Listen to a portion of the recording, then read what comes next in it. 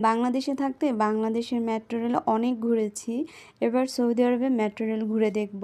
এটা হচ্ছে Riyad আলভাদা metro station. তো এখানে আসার পর চারিদিকের পরিবেশটা এত সুন্দর ছিল, মানে কোনো ভিড় ছিল না, কোনো বিশৃঙ্খলা ছিল না, চারিদিকে খুবই শান্তিপূর্ণ। আর এটা হচ্ছে সেই মেশিন যেখান থেকে কার্ড নিব।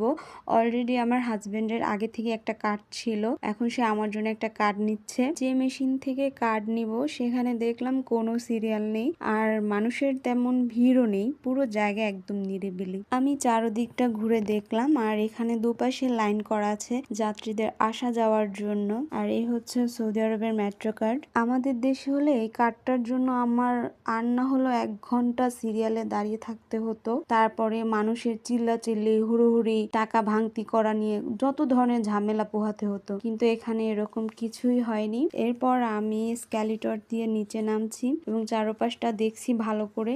আসলে এখানে সবকিছুই অনেক সুন্দর, আর আমার মনে হচ্ছে এটা অনেকটা মাটির নিচে। এই হচ্ছে মেট্রো স্টেশন। এই কাচের অপোজিট, মানে কালো যে কাচটা দেখা যাচ্ছে তার অপোজিটে ট্রেন আসবে।